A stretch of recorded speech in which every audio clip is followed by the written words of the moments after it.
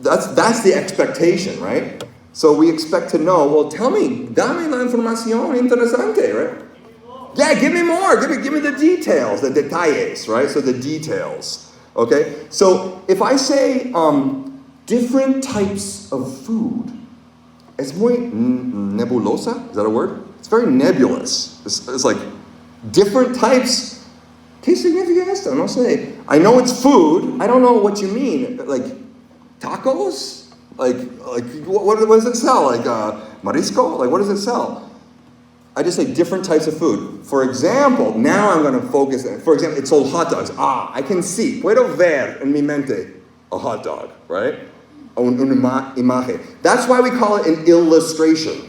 Ilustración. Por eso vamos a usar la palabra illustration. Because puedo pintar un hot dog, or un hamburguesa, or un pedazo de pollo, right? You can't really, no podemos dibujar different types of food specifically. Tienes que pensar en un ejemplo antes de puedes dibujar, right? So that's the difference. Remember I said the philosophical, the category.